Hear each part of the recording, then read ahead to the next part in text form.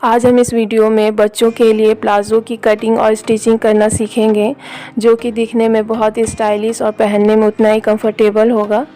इसके लिए हमें सबसे पहले कपड़े को अच्छे से फैला लेना है। कपड़े को अच्छे से फैलाने के बाद अब हम इसे 4 फोल्ड करेंगे।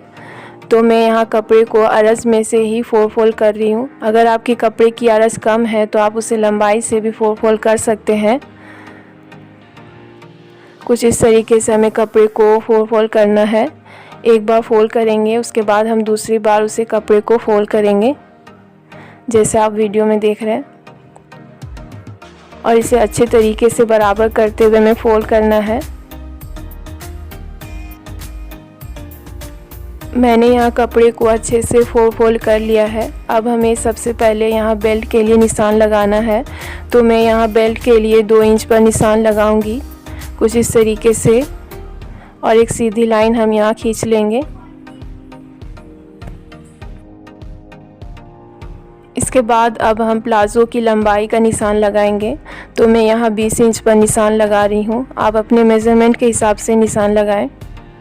प्लाज़ो के लंबाई का निशान लगाने के बाद अब हम एक्स्ट्रा 1.5 इंच पर निशान लगाएंगे। हमें यहाँ नीचे में भी इलास्टिक को अटैच करना है। यहाँ हमारे इलास्टिक की चौड़ाई लगभग 1 इंच होगी, इसलिए हम यहाँ 1.5 इंच कपड़ा रख रहे हैं फोल्ड करने के लिए। अब हमें यहाँ दोनों निशानों पर एक सीधी लाइन खींच लेनी है, कुछ इस तरीके से। अब हम यहाँ हिप के लिए निशान लगाएंगे। तो हमारे यहाँ टोटल हिप है 22 इंच, जिसका हमें 4 पार्ट लेना है, जो कि आएगा 5.5 इंच। उसमें हमें एक्स्ट्रा 4 इंच ऐड करते हुए 9.5 इंच पर मैं यहाँ निशान लगाऊंगी।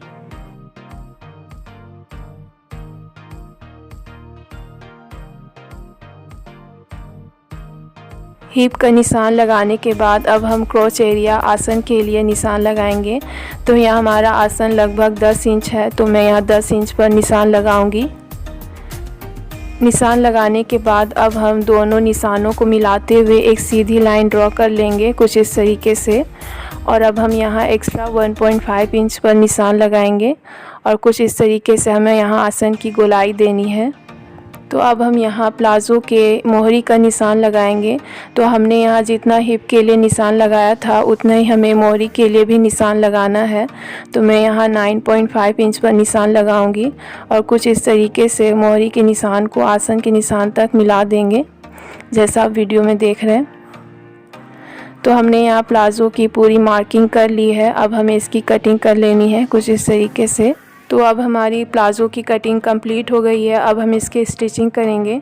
तो स्टिचिंग करने के लिए हमें सबसे पहले प्लाज़ो के आसन को जॉइन करना है। तो इसके लिए हम प्लाज़ो के दोनों हिस्सों की राइट साइड को मिलाते हुए एक दूसरे पर रखेंगे और दोनों तरफ के आसन पर हम सिलाई लगा देंगे। अब हम इसकी मशीन पर सिलाई कर लेंगे। तो मैं यहाँ लगभग 1/2 इंच कपड़ा रखते हुए इस पर सिलाई कर लूँगी।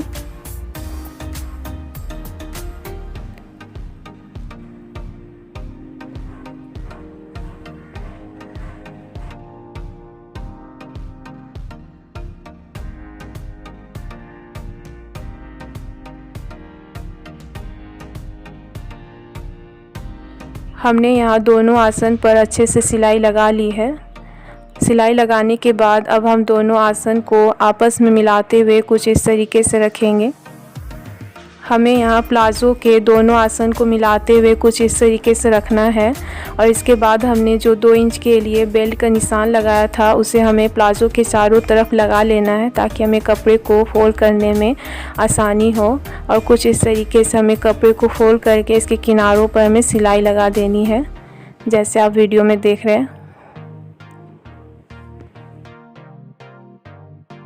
और कुछ इसी तरीके से हमें बेल्ट के लिए कपड़े को फोल्ड करते हुए इस पर सिलाई लगाते जानी है। हमें यहाँ बेल्ट का बस थोड़ा सा हिस्सा खुला रखना है, जिससे हम इलास्टिक को अंदर डालेंगे। मैं यहाँ लगभग से 3 से 4 इंच बेल्ट का हिस्सा खुला रखूँगी। अब हम यहाँ इलास्टिक को लेंगे। हमें यहाँ इलास्टिक अपने हिप साइज़ में 3 से 4 इंच लेस करके लेना है। मैंने यहाँ इलास्टिक की लंबाई डबल फोल्ड में 10 इंच ली है, जिसमें मैंने 1 इंच एक्स्ट्रा रखा है इलास्टिक को जॉइंट करने के लिए। अब हम इलास्टिक को बेल्ट के अंदर डालेंगे। तो मैं यहाँ सेफ्टी पिन के हेल्प से इलास्टिक को बेल्ट के अंदर डालूँगी। इलास्टिक को बेल्ट के अंदर डालते समय हम इस बात का ध्यान रखेंगे कि हमारी इलास्टिक बिल्कुल भी पलटनी नहीं चाहिए। हमें सीधी सीधी इलास्टिक बेल्ट के अंदर डालनी है, वरना अगर इलास्टिक पलट जाएगी तो उसे फिर सही करने में बहुत ही परेशानी होगी। तो आप इस बात का ध्यान रखें कि हमें इलास्टिक बिल्कुल सीधी सीधी डालनी है बेल्ट के अंदर। और इसी तरीके से धीरे धीरे हम इलास्टिक को अंदर डाल लेंगे।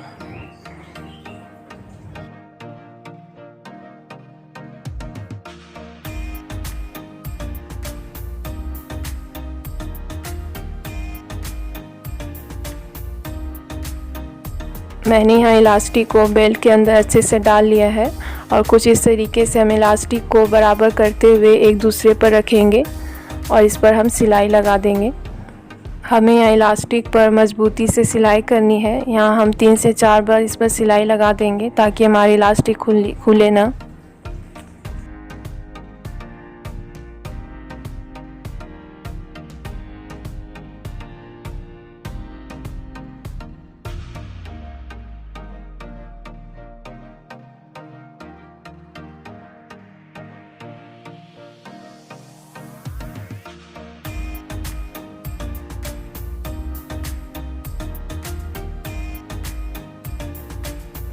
इलास्टिक को अच्छे से जॉइन करने के बाद अब हमने जो बेल्ट का हिस्सा खुला छोड़ा था उसे हम बंद कर देंगे।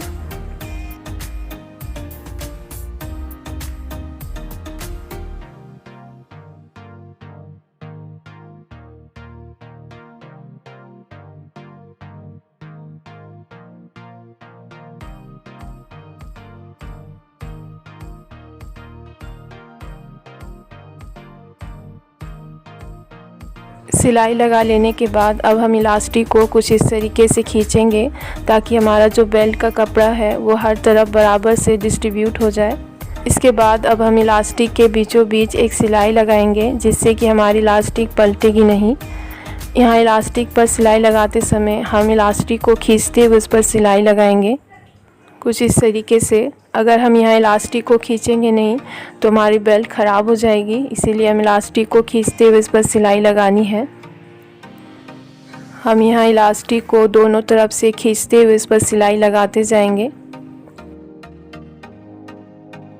तो हमने यहाँ इलास्टिक पर भी अच्छे से सिलाई लगा ली है और हमारा यहाँ बेल्ट बनकर तैयार है। अब हम प्लाज़ो की मोहरी पर भी इलास्टिक को अटैच करेंगे। तो इसके लिए हमें सबसे पहले प्लाज़ो के किनारों पर सिलाई लगा लेनी है। हम यहाँ एक मोहरी से सिलाई लगाना स्टार्ट करेंगे और दूसरे मोहरी तक अच्छे से सिलाई कर लेंगे।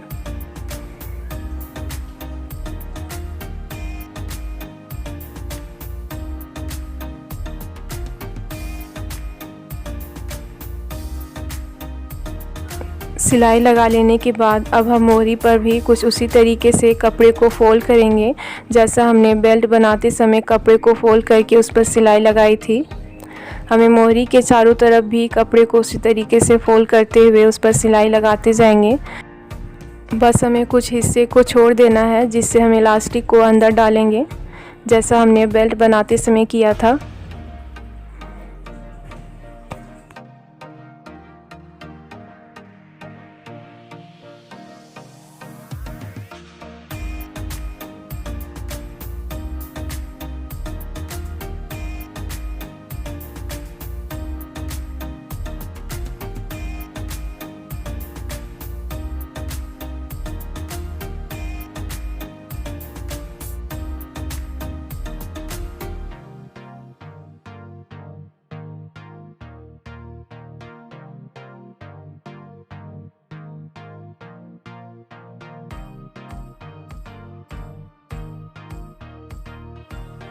तो मैंने यहाँ कपड़े को अच्छे से फोल्ड कर लिया है। अब हम इसके अंदर इलास्टिक को डालेंगे।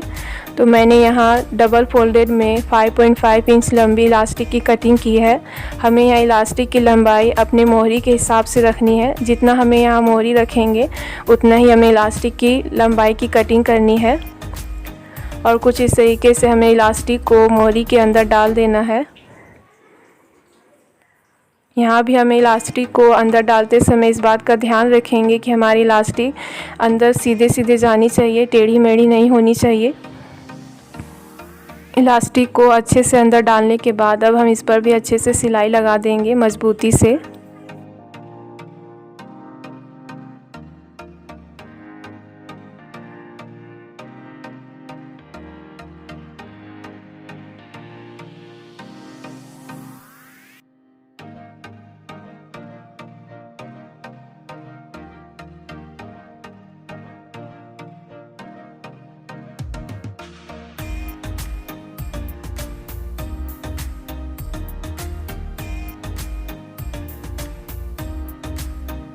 इलास्टिक को जॉइन करने के बाद अब हम कुछ इस तरीके से कपड़े को इलास्टिक के चारों तरफ अच्छे से फैला लेंगे, जैसा आप वीडियो में देख रहे हैं। अब हमने जो मोहरी का हिस्सा खुला रखा था वहाँ पर हमें कुछ इस तरीके से कपड़े को इलास्टिक के अंदर डालते हुए हम इस पर अच्छे से सिलाई लगा देंगे।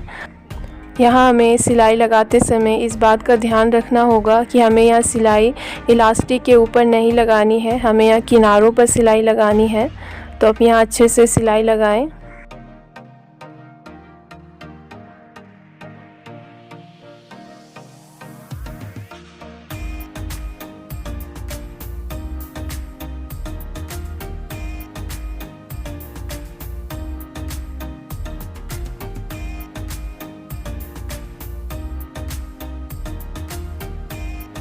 तो हमारी यहाँ प्लाज़ो की मोहरी भी बनकर तैयार है।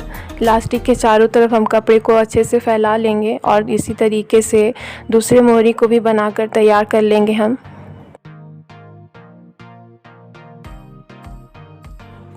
यहाँ हमारा प्लाज़ो बनकर तैयार है। बनने के बाद कुछ इस तरीके से दिखेगा। आप इसे बहुत ही आसानी से अपने घर पर बना सकते हैं। ये बहुत ही कम टाइम पर बहुत ही जल्दी बनकर तैयार हो जाएगा। अगर आपको मेरी ये वीडियो अच्छी लगी हो तो आप मेरे वीडियो को लाइक करें, शेयर करें और मेरे चैनल को सब्सक्राइब कर दें और उसके पास के भी बेल आइकन को भी प्रेस करना ना भूलें। Thank you for watching.